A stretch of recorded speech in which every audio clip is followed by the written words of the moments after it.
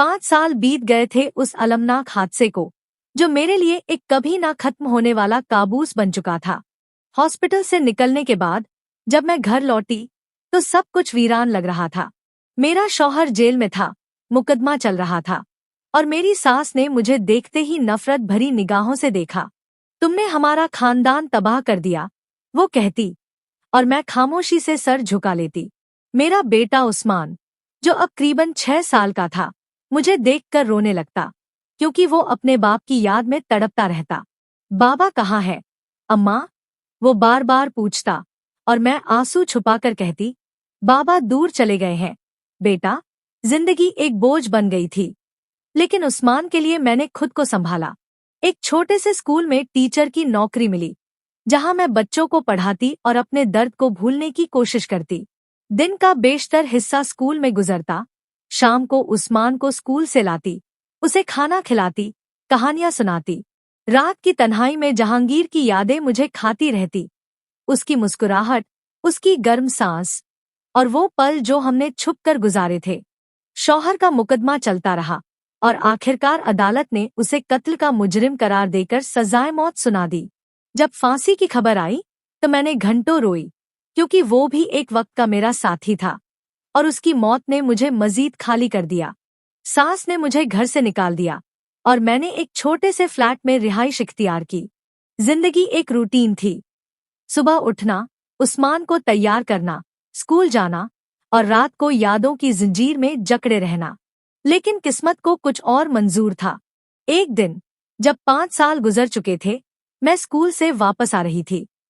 बाजार में कुछ रोजमर्रा की चीजें खरीद रही थी, जब मेरी नजर एक शख्स पर पड़ी। वो एक मेडिकल स्टोर के सामने खड़ा था, ग्राहकों से बात कर रहा था। उसका चेहरा, वो आंखें, वो मुस्कुराहट, वो मजबूत जस्सा, सब कुछ जहांगीर जैसा था। मेरे पांव जम गए, दिल की धड़कन तेज हो गई। ये कैसे मुमकिन है?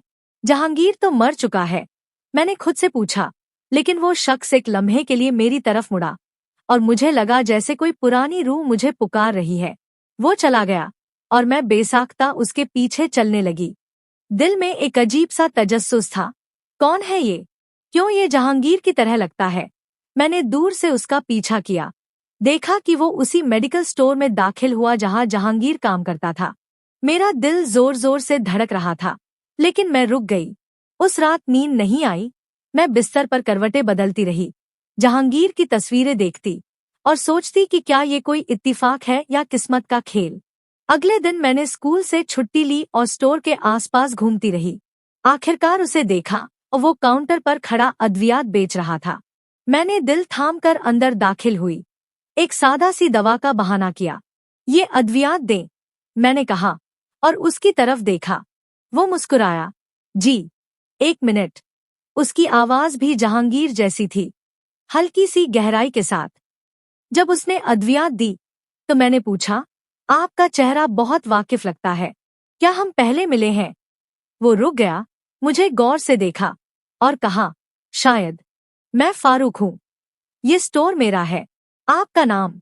आमना, मैंने कहा और उसकी आंखों में एक चमक आई। आप वही है ना जिनके घर में मेरा भाई जहांगीर? उसकी आवाज अटक गई। ये सुनकर मेरी दुनिया घूम गई। जहांगीर का भाई, वो हमशक्ल था, क्योंकि दोनों भाइयों में कुदरती ममासलत थी। मैंने जल्दी से अद्वियात ली और बाहर निकल आई, लेकिन दिल में एक हल्की सी महक उठी, जैसे पुराना प्यार नई शक्ल में लौट रहा हो। इस मुलाकात के बाद मैं बेचैन रही। क्या ये दुरुस्त है? क्या मैं फिर से उस रास्ते पर चल रही हूँ जो तबाही लाएगा? लेकिन तजस्सुस मुझे रोक न सका।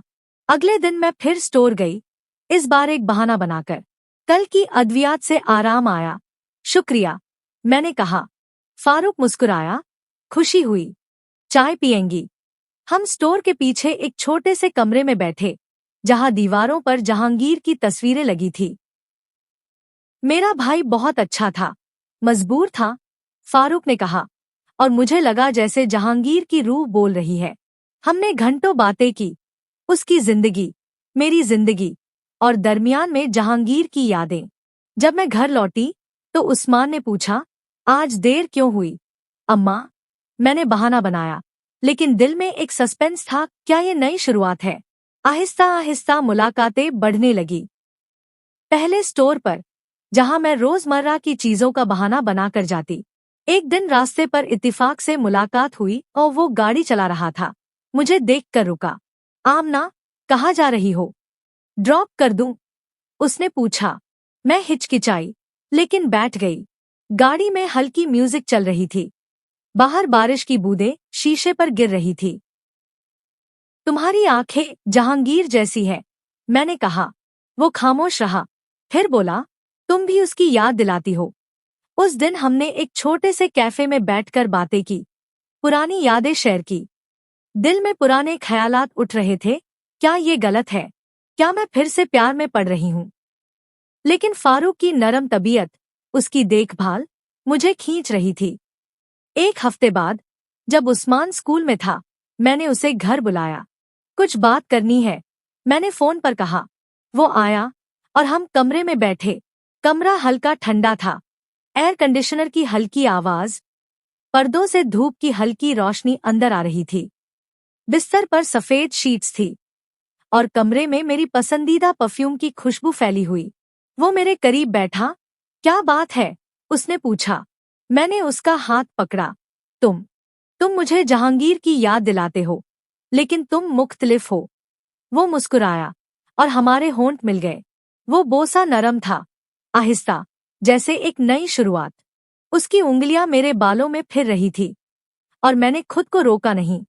हम बिस्तर पर गिरे, कपड़े आहिस्ता आहिस्ता उतारे गए। तुम्हारी जल्द अब भी रेशम जैसी है, उसने कहा, और मेरे जिस्म पर बोसों की बारिश की। कमरा गर्म हो गया। पसीना हमारे जिस्मों को चमका रहा और हम प्यार की नई बुलंदियों पर पहुंच गए। ये गलत तो नहीं? मैंने बाद में पूछा। नहीं, ये किस्मत है, उसने कहा, और हमने वादा किया कि ये राज रहेगा। जैसे जैसे महीने गुजरते गए, हमारा प्यार परवान चढ़ता गया। मुलाकातें अब बाकायदा हो गईं। कभी स्टोर के पीछे, कभी रास्ते पर, कभी घर पर जब उस्मान बाहर होता। एक दिन हम एक पार्क में मिले, जहां दरख्तों की छांव में बैठकर बातें की। तुम्हारे बिना अब जिंदगी अधूरी लगती है, फारूक ने कहा, और मैं शर्मा गई। पुराने ख्यालात आते, जहांगीर की यादें, वो रात, वो खौफ, लेकिन फारूक की मोहब्बत उन्हें धुंधला देती। एक शाम, जब बारिश हो रही थी, वो घर आया। कमरा गीला सा था, बाहर की बारिश की आवाज और अंदर हमारी सांसों की गूंज। वो मुझे दीवार से लगाकर बोसा देता रहा और हम बिस्तर पर पहुंच गए। तुम मेरे लिए सब कुछ हो, उसने कहा, और हम घंटों एक दूसरे में खोए रहे। लेकिन सस्पेंस भी था, क्या कोई देख लेगा? क्या उस्मान को पता चल जाएगा? कुछ अरसे बाद, जब शौहर की फांसी हो गई, तो फारूक ने मुझे प्रपोज किया। शादी कर लो, आमना, हम एक नई जिंदगी शुरू करेंगे। मैं हिचकिचाई, लेकिन हाँ कर दी। शादी सादा थी और हम एक नई शुरुआत कर रहे थे। उस्मान अब 11 साल का था और फारूक को बाबा कहने लगा। वक्त तेजी से गुजरता गया। 15 से 20 साल बीत गए। अब उस्मान एक जवान लड़का था, 25 साल का, नौकरी करता और घर का सहारा। हम खुश थे। फारूक और मैं बूढ़े हो रहे थे, लेकिन प्यार वही था। लेकिन ये सुकून जल्द टूटने वाला था। उस्मान को स्कूल की उम्र में ही शक होने लगा था। जब वो 10 साल का था, स्कूल में एक बच्चे ने कहा, तुम्हारे बाप की मौत कैसी हुई? उस्मान ने मुझसे पूछा। अम्मा, बाबा, शौहर कैसे मरे? मैंने बहाना बनाया, हादसे में। लेकिन वो मुतमईन न हुआ। वो आहिस्ता आहिस्ता तहकीक करने लगा। पुरानी चीजें देखता, सास से पूछता। एक दिन उसे पुरानी अखबार मिली, जहां डकैती और कत्ल की खबर थी। अम्मा, ये क्या है? तुम एक डाकू से प्यार करती थी? उसने गुस्से से पूछा। मैं रो पड़ी और आहिस्ता आहिस्ता सारी कहानी बताई। जहांगीर से प्यार, शौहर का गुस्सा, उसकी मौत।